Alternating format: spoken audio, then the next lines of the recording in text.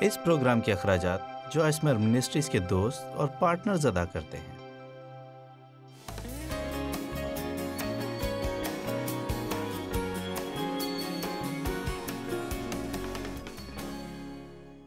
آج ہم خود ترسی پر بات کریں گے۔ آج کل ہم توازن کے بارے میں بات کر رہے ہیں اور یہ کہ کس طرح ہم چیزوں کو غیر متوازن نہیں کرنا چاہتے، اس لیے جو لوگ دکھ اٹھا رہے ہیں ان کے لیے ہمارے اندر ترس ہونا چاہیے۔ ترس ہمدردی، سچی خدا ترسی جو کہ خدا کی محبت اور ترس ہے، وہ ہمیشہ ان لوگوں کے لیے ہوتا ہے جو تکلیف میں گھرے ہوں۔ بائبل کہتی کہ یسوع ترس سے بھر گیا یا محبت اور خدا ترسی سے بھر گیا، اور پھر وہ گیا تاکہ لوگوں کی مدد کرے۔ اچھا، اگر ہم اس فکر سے اپنے ذہن کو آزاد کریں کہ ہمارے پاس کیا کچھ نہیں ہے، تو ہم دوسروں کے لیے ترس سے بھر سکتے ہیں۔ پھر جو کچھ باہر ہو رہا ہے اسے اپنے اندر گہرائی تک لینے میں ہمیں بہت کم وقت لگے گا۔ غلطیوں 5 باب ہم پڑھیں گے، اور یہاں ایک فہرست بیان کی گئی ہے جسے بائبل گناہ کہتی ہے۔ اچھا، تو ہم آیت نمبر 19 سے شروع کریں گے۔ اب جسم کے کام یا اعمال تو ظاہر ہیں، یقینی طور پر جسم کے کام ہی ہیں، یعنی حرام کاری، ناپاکی، شہوت پرستی، بت پرستی، جادوگری، عداوتیں، جھگڑا، حسد۔ دیکھیں حسد کی مثال، یہ شاید ایسا گناہ ہے جس کے خلاف ہم کھڑے نہیں ہوتے، جیسا کہ ہم جادوگری اور دوسرے بڑے گناہوں کے خلاف ہوتے ہیں، حالانکہ ہونا چاہیے، لیکن پھر بھی یہاں یہ سب ایک ہی گناہ کی فہرست میں ہیں، جیسے غصہ، بدمزاجی، تفرقے، جدائیاں یعنی مختلف رائے کے ساتھ ناچ رنگ، بہت سے مذہبی گروہ یا فرقے، بدعتیں، حسد، شراب نوشی، بعض نشہ بازی اور ان کی مانند۔ ان کی بابت تمہیں پہلے ہی سے کہہ دیتا ہوں، جیسا کہ پیشتر بتا چکا ہوں، کہ ایسے کام کرنے والے خدا کی بادشاہی کے وارث نہ ہوں گے۔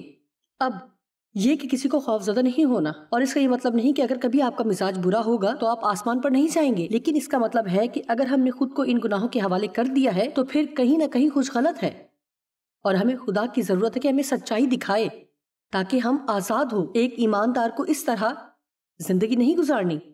اس طرح بہت سال پہلے جب خدا مجھے خود ترسی کے بارے میں یہ سکھا رہا تھا تو اس نے مجھے فہرست دکھائی جو میں پڑھ رہی تھی۔ میں نے سوچا کہ خود ترسی تو فہرست میں نہیں ہے، اور پھر خدا نے کھلی آنکھوں سے مجھے مکاشفہ دکھایا کہ یہ فہرست میں ہی ہے، کیونکہ خود ترسی بت پرستی ہی ہے۔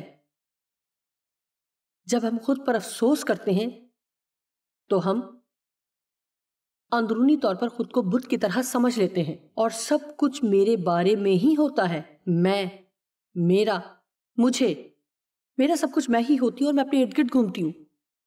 میں خود پرستی کرتی ہوں، اور یہ ہرگز خدا کو خوش نہیں کرتا، اور وہ اس سے راضی نہیں ہوتا، کیونکہ وہ جانتا ہے کہ یہ ہمارے لیے کتنا خطرناک ہے۔ کوئی ایسا راستہ نہیں کہ ہم ہر وقت اپنی ہی ذات میں مگن رہیں اور پھر خوش رہیں۔ آپ میں سے کتنے خوش ہونا چاہتے ہیں؟ میرا مطلب جیسے خوش خوش خوش، واقعی خوش۔ آمین۔ میرے خیال سے یہ سب سے اہم چیز جو ہر کوئی چاہتا ہے، واقعی ہم سب خوش ہونا چاہتے ہیں، ہم زندگی سے لطف اٹھانا چاہتے ہیں۔ اب یہ بات کرتے ہوئے کہ آپ نے خود ترسی سے نہیں بڑھنا، اور اس یقین دہانی کے لیے کہ ہم توازن میں ہیں، کیونکہ یہ ہمیشہ ہی بہت اہم ہے۔ ہم یہ یقین دہانی چاہتے ہیں۔ آپ یہ تو نہیں سوچ رہے کہ میں کہہ رہی ہوں کہ آپ کبھی اداس نہیں ہوں گے۔ بے شک اگر آپ مایوس ہیں یا کوئی آپ کو غم دیتا ہے، کوئی آپ سے بدسلوکی کرتا ہے، تو یقیناً آپ اداس ہوں گے۔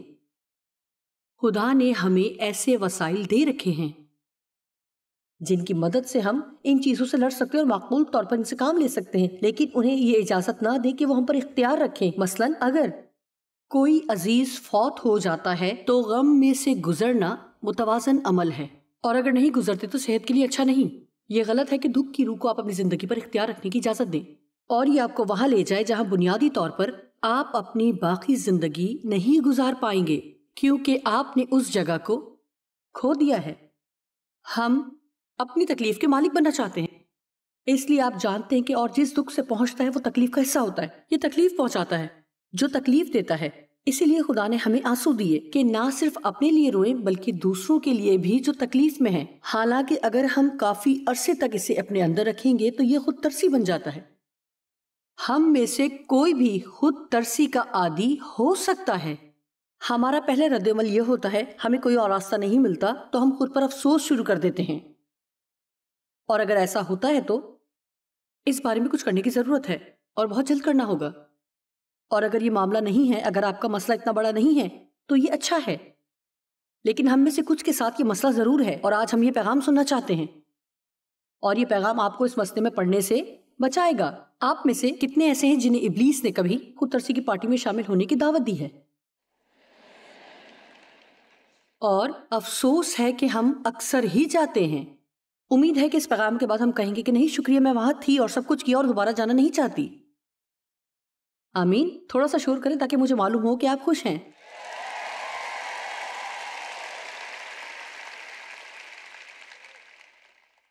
خود ترسی کے ساتھ کچھ مسائل ہوتے ہیں۔ جب لوگ خود ترسی کی طرف مڑتے اور خود اپنی پرستش کرتے ہیں تو ان کے تمام خیالات کا مرکز وہ خود ہی ہوتے ہیں، اور ان کی پوری دنیا وہ خود ہی بن جاتے ہیں۔ لہٰذا خدا نے ہمیں خودی میں آنے کے لیے نہیں بلکہ لوگوں تک جانے کے لیے بلایا ہے۔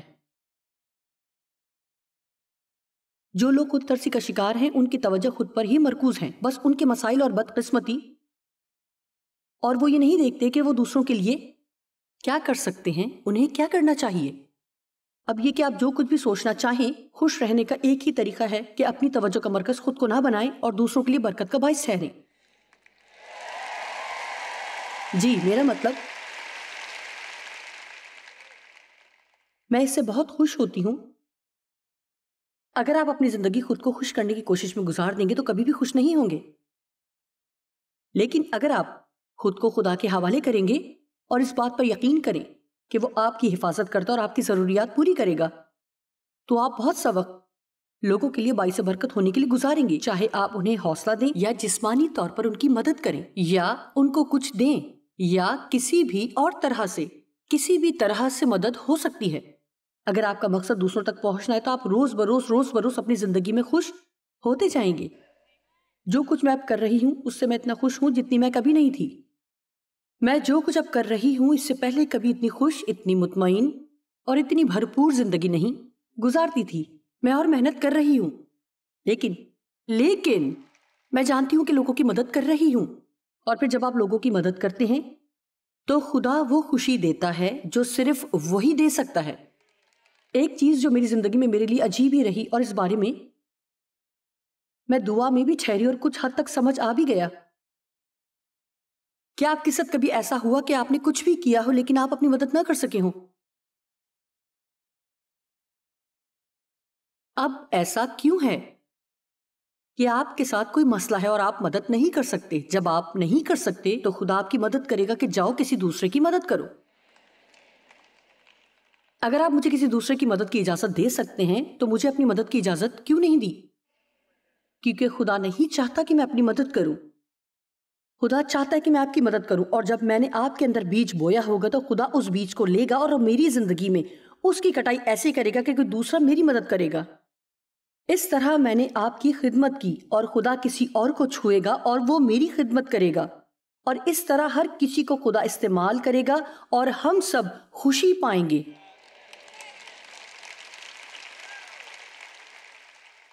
اور اگر آپ ویسے ہی جیسی میں تھی تو آپ نے کافی سال خود کو خوش کرنے میں ضائع کر دیے ہیں، اور آج وقت ہے کہ آپ تبدیل ہوں۔ جانتے ہیں کہ بعض اوقات ہم سب بہت خوفزدہ ہو جاتے ہیں کہ اگر میں اپنی مدد نہیں کروں گی تو کوئی دوسرا میری مدد نہیں کرے گا۔ جی، لیکن خدا کرے گا، خدا ہی کرے گا۔ شاید اس زمین پر کوئی ایسا شخص نہ ہو لیکن خدا ہے۔ میں بتاؤں کہ جب ہم پورے دل سے خدا کی خدمت کرتے تو کسی ایسے شخص کی تلاش کرے گا جس کے ذریعے ہمیں برکت دے اور مدد کرے، چاہے اس کے لیے اسے پوری دنیا میں تلاش کرنی پڑے۔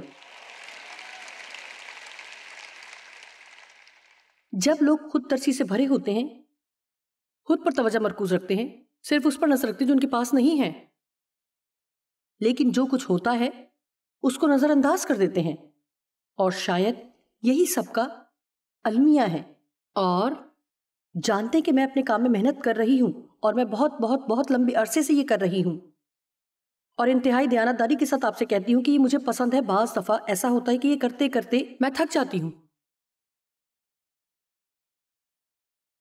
اور میں آپ کو بتاؤں کہ تھکاوٹ ختم کرنے کے لیے میں بیٹھ جاتی ہوں اور سوچتی ہوں کہ خدا نے مجھے کتنا عجیب اور خاص شرف بخشا ہے کہ میں ہزاروں لوگوں کو خدا کا کلام سناؤں، لاکھوں لوگوں کو مثبت اور عجیب طریقے سے تبدیل ہوتے ہوئے دیکھوں. اور جانتے ہیں کہ اگر میں مثبت طریقے سے اس بارے میں سوچتی ہوں تو میں 2 سیکنڈ میں اس تھکاوٹ پر قابو پا لیتی ہوں. جو میں نے کہا آپ سمجھ رہے ہیں کہ بعض دفعہ جب میں کہتی ہوں کہ میں اس سے تھک جاتی ہوں تو کوئی بھی اپنے کام سے تھک سکتا ہے. جیسے کہ یہ آپ کے لیے پہلی کانفرنس ہو سکتی ہے، جیسے کہ لوگ کہتے ہیں کہ میں اس طرح کی کانفرنس میں کبھی نہیں گئی، لیکن میں آئی ہوں.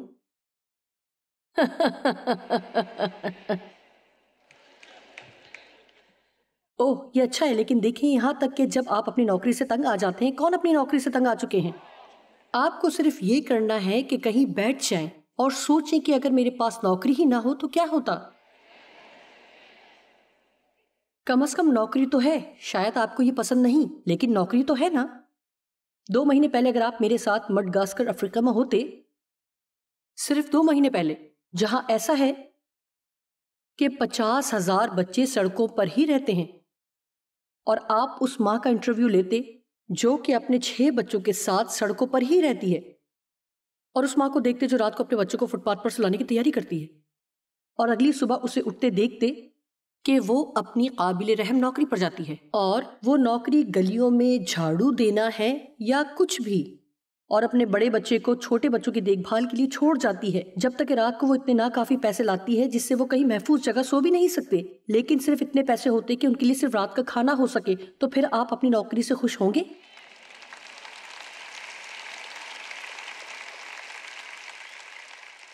اور میں نہایت دیانتداری سے کہوں گی، میرے خیال میں بعض دفعہ ہمیں کسی مقصد کے لیے زیادہ سوچنے کی ضرورت ہوتی ہے. آپ میں سے کتنے یہ جانتے ہیں کہ ہم زیادہ تر یہ سوچتے ہیں کہ ہمارے پاس کیا نہیں ہے، اور ہم اس سے کتنا تنگ آ گئے ہیں یا اس سے کتنا تھک گئے ہیں. لیکن شکر ہے کہ ہم بہت بابرکت ہیں.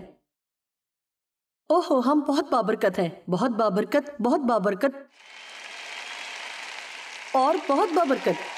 تیرا شکر ہو. میرے خیال میں ہماری زندگیوں کا سب سے بڑا المیہ غالباً یہ ہے کہ ہم وہ نہیں دیکھتے جو کچھ ہمارے پاس ہے. ہمارا ایک بہت اچھا ساتھی ہے، اور وہ ایک نوجوان شخص ہے جس کو اس ہفتے یہاں پرستش میں رہنمائی کرنا تھی، اور وہ یہاں آنے کا ارادہ رکھتے ہوئے بھی نہ آ سکا کیونکہ 3 ہفتے پہلے ہی اسے معلوم ہوا کہ اس کی 37 سالہ بیوی کو کینسر ہے، جو کہ 3رے سٹیج پر تھا، اور ان کے 2 چھوٹے بچے بھی ہیں. اس طرح ان حالات میں ان کے ساتھ کام کر رہے تھے، اور جو اسے جانتے ہیں اور اس سے پیار کرتے ہیں، میں ان لوگوں کو یہ کہہ رہی تھی کہ وہ واقعی قابل تعریف ہے. میرا مطلب انہوں نے اس کی مدد کی، ان کے لیے برکت کا باعث بنے، انہوں نے ان کے بچوں کی دیکھ بھال کی، ان کو کھانا بنا کر دیا. وہ نئے گھر میں منتقل ہوئے جہاں انہیں دوبارہ آباد ہونا تھا، اور وہاں کچھ بھی تیار نہ تھا کیونکہ یہ سب بہت کم وقت میں ممکن ہوا تھا. جیسا کہ ان کے پاس کچھ پیسے تھے، اور اس طرح وہ بہت ہی زیادہ بیمار تھی، اور جس مشکل میں سے گزرنا تھا وہ بیان نہیں کی جا سکتی. اور اس طرح میرا مطلب ہے کہ لوگ مدد کرنے لگے. لڑکے آ گئے اور ان کا فرش کا کام کیا، کوئی ان کی الماریاں لے آیا اور کوئی کچھ اور لے آیا، کسی نے کسی اور طریقے سے ان کی مدد کی. اور میں کہوں گی کہ یہ مسیحی جذبہ ہے. یہ تب ہوتا ہے جب ہم مسیح کے بدن کی طرح عمل کرتے ہیں. اور جب میں اسے یہ باتیں کر رہی تھی تو میں نے کہا سنیے گا، مجھے ایک بات معلوم ہوئی، اور میں نے کہا کہ نیٹ تم ایک بہترین حالت میں ہو اس لیے کہ تم اس طرح کے برے حالات میں ہو. اس لیے میں چاہتی ہوں کہ آپ اس بارے میں سوچیں. حالانکہ شاید آپ ایک بری حالت میں ہیں، لیکن آپ اکیلے نہیں ہیں. خدا آپ سے پیار کرتا ہے. آپ جانتے ہیں کہ اگر آپ اس زمین پر نہیں ہوں گے تو آپ کہاں جائیں گے؟ آپ کبھی بھی نا امید نہیں ہیں. اس میں کتنا بھی وقت لگ جائے آپ امید رکھ سکتے ہیں.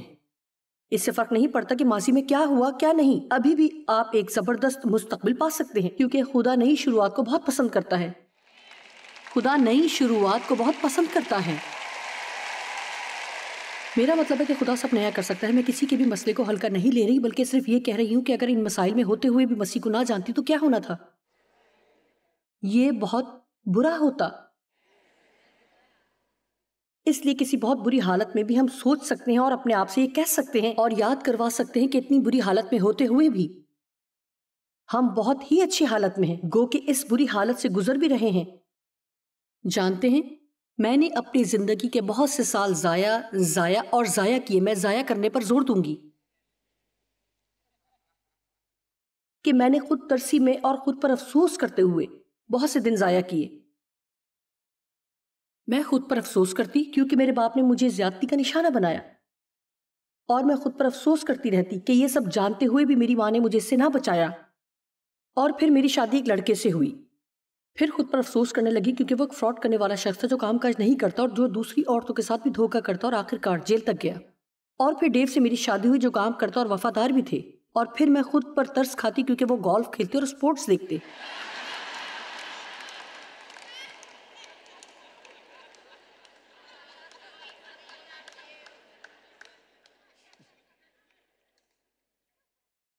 اور جب ڈیو اور میری شادی ہوئی میں کل وقتی نوکری کرتی تھی اور میں خود پر افسوس کرتی کیونکہ مجھے بہت کام کرنا پڑتا۔ میرا ایک بیٹا بھی تھا جو پہلے شوہر سے تھا، میں نے اس کا نام ڈیوڈ رکھا اور یہ بہت دلچسپ تھا، اور ڈیو نے اسے گود میں لیا اور میں اس کے ساتھ گھر رہنا چاہتی تھی۔ اس طرح میں نے کام کرنے کا وقت کم کیا اور جز وقتی نوکری کی، اور پھر میں نے کام کرنے کا وقت کم کیا، جز وقتی نوکری کی، اور پھر بھی میں خوش نہیں تھی، اور پھر میں کام چھوڑ کر گھر پہ رہنے لگی۔ پھر مجھے خود پر افسوس ہونے لگا کیونکہ میں سارا وقت گھر پر رہتی جبکہ ڈیو ہر وقت لوگوں کے ساتھ رہتا۔ کبھی ہوا ایسا؟ کیا کبھی کسی کے ساتھ ہوا ایسا؟ بہرحال ڈیو کو ہر روز کام کے لیے باہر جانا ہوتا تھا اور لوگوں کے ساتھ کام کرنا پڑتا تھا، جبکہ میں بچوں کے ساتھ گھر میں ہوتی جیسا کہ میں چاہتی تھی کہ میں گھر رہ سکوں۔ اور جانتے ہیں، شادی کے کچھ سال تو ڈیو نے بھرپور کوشش کی کہ مجھے خوش رکھے۔ پھر ایک دن انہوں نے ہاتھ اٹھا لیا اور کہا، جانتی ہو، میں نے سب کر لیا۔ ان کا یہ مطلب نہیں تھا کہ میں تنگ آ گیا ہوں، بلکہ یہ کہ میں اپنی زندگی تمہیں خوش کرنے میں نہیں گزاروں گا۔ تم خوش ہو سکتی ہو یا نہیں ہو سکتی، لیکن میں خوش رہوں گا۔ اور دیانتداری کی بات ہے، اگر آپ ایسی حالت میں ہوں جس میں تھی تو یہ سب سے بہترین بات ہوگی جو کوئی آپ سے کہے گا۔ اور انہوں نے میری طرف دیکھ کر کہا، میں تم سے ہمدردی نہیں کروں گا۔ تم اس زمین پر سب سے زیادہ خود غرض شخصیت ہو، تمہارے اندر کوئی احساسات اور جذبات نہیں۔ انہوں نے کہا، میں تمہارے ساتھ تم پر افسوس نہیں کروں گا کیونکہ اس سے کوئی فائدہ نہیں۔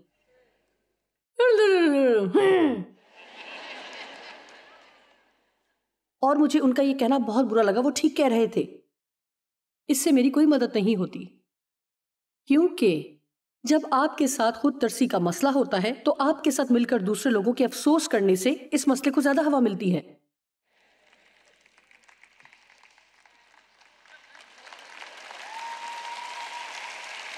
میں جانتی ہوں کہ کچھ لوگ سوچ رہے ہوں گے کہ میں مطلبی ہوں، لیکن نہیں،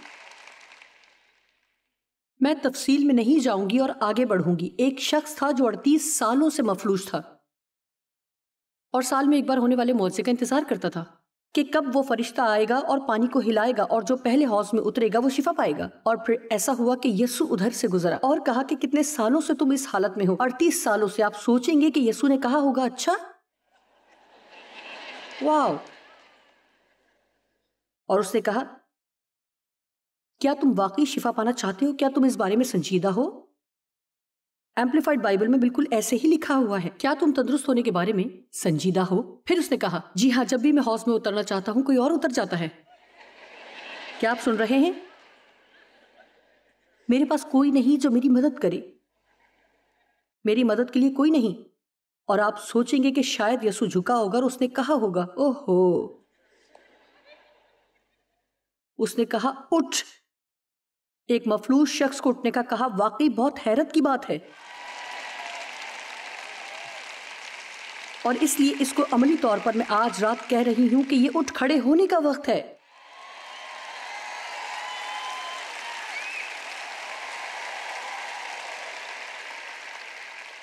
کیونکہ خود ترسی سے سوائے تھکاوٹ کے آپ کچھ حاصل نہیں کرتے۔ یہ ضمانت ہے کہ آپ کو یا تو سر درد یا معدے کا درد ہوگا۔ میں ایک خاتون سے ملی اور اس نے کہا، بہن میں آپ کو بتاؤں، کہ زندگی نے تو جیسے مجھے بس کے نیچے دے دیا ہے۔ میں نے کہا ہاں اس نے میرے ساتھ بھی ایسا ہی کیا، لیکن اب یہ بس میں خود چلا رہی ہوں۔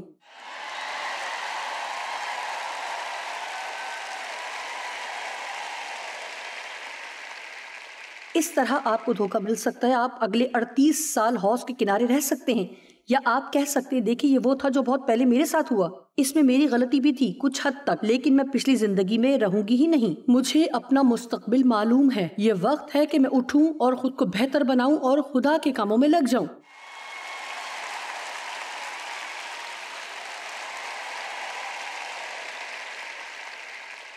خود ترسی کے لیے کچھ ایسے کھلے راستے موجود ہیں، اور یہ ایسی چیزیں ہیں جن سے آپ بچنا چاہتے ہیں، جیسا کہ آپ کی غیر متوازن زندگی اور اپنی تفریح کے لیے وقت نہ نکالنا۔ یہ توانائی ختم کرنے کی دعوت ہے، اور توانائی کا ختم ہونا ہمیشہ خود ترسی کو دعوت دیتا ہے۔ جب میں اس کانفرنس سے گھر جاؤں گی تو میں کچھ ایسا کروں گی، تو ہفتہ اتوار میں کچھ ایسا کروں گی جس سے میں لطف اندوز ہو سکوں۔ ابھی میں نہیں جانتی کہ کیا ہوگا، لیکن اپنی پسندیدہ چیز ضرور کھاؤں گی، کچھ ایسا کروں گی جس سے لطف اٹھا سکوں، کیونکہ اگر نہیں کروں گی تو منگل کے بعد میں تھکاوٹ اور اکتاہٹ محسوس کروں گی۔ بہت زیادہ تھکاوٹ خود ترسی کو کھلی دعوت دینا ہے، کیونکہ سوموار کو میں نے کینیڈا جانے کے لیے پیکنگ کرنی ہے۔ جی ہاں، آرام نہ کرنا خود ترسی کو کھلا دعوت نامہ دینا ہے۔ اور میں آپ کو بتا سکتی ہوں کہ جب میں بہت تھکی ہوں اور بہت کم آرام کروں تو زیادہ تر تب ایسا ہوتا ہے، اور آرام نہ کروں تب ایسا ہوتا ہے۔ اور بعض اوقات آرام صرف سونا ہی نہیں ہوتا، بلکہ خاموشی کی ضرورت ہوتی ہے۔ مجھے بالکل خاموشی چاہیے۔ ہم جمعرات کی دوپہر کو یہاں آئے، میں اپنے کمرے میں گئی۔ ڈیو اور میں ایک دوسرے سے محبت کرتے ہیں، لیکن جب ہم گھر سے باہر ہوتے ہیں تو میرا الگ کمرہ ہوتا ہے اور ڈیو کا الگ ہوتا ہے۔ ہم ایک ہی جگہ پر ہوتے ہیں، لیکن آپ کہیں گے ڈیو گولف دیکھنا چاہتا ہے، میں خاموشی چاہتی ہوں۔ مجھے مطالعہ کرنا ہوتا ہے، ڈیو گانا پسند کرتے ہیں۔ اس طرح پرسکون ہونے کے لیے جو کچھ کرنا چاہیے اور جو آپ کو پسند ہے وہ ضرور کریں۔ آمین۔ ہم گھر میں ایک ساتھ ہی رہتے ہیں۔ صرف یہ بتانا چاہتی ہوں کہ سب کی سونے کی اپنی اپنی عادات ہوتی ہیں، ہم گھر میں اکٹھے ہی رہتے ہیں۔ میں مشکل میں پڑ جاتی ہوں، لہذا میں ایسی ہوتی ہوں۔ خاموشی اچھی ہے، اور میں نے اپنے جرنل میں لکھا ہے میں نے 2 گھنٹے خاموشی کے گزارے اور مجھے ایسا محسوس ہوا کہ جیسے جسم کے سارے ٹکڑے یا حصے اکٹھے ہو گئے ہوں۔ اپنی زندگی میں کبھی کوئی ایسا وقت نکالے جہاں کوئی شور نہ ہو، نہ ہی لوگ ہوں، نہ ٹیلی فونز، نہ ریڈیو، اور نہ ہی ٹی وی ہو۔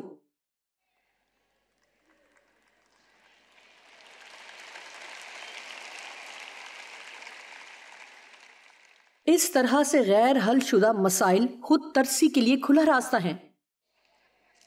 غصہ، اختلافات، ناراضگی، دکھ بھی۔ اس کے علاوہ اپنی ضروریات کو پورا کرنے کے لیے غلط ذرائع استعمال کرنا بھی۔ مایوسی کے لیے بہت برا اور کھلا راستہ ہے۔ جب آپ محتاط نہیں ہوتے تو بہت سی مایوسیاں اکٹھی ہو جاتی ہیں جو کہ خود ترسی میں تبدیل ہو جاتی ہیں۔ خود ترسی کی وجہ سے ہم ویسی زندگی نہیں گزار سکتے جیسی خدا چاہتا ہے کہ ہم گزاریں۔ سچی خوشی کا صرف ایک ہی راستہ ہے کہ ہم خود کو خدا کے حوالے کریں اور اپنی ضروریات کے لیے اسی پر بھروسہ کریں۔ اس دوران ہمیں دوسروں کی ضرورتوں پر توجہ مرکوز کرنے کی بھی ضرورت ہے، جو کہ حقیقی خوشی کا راز ہے۔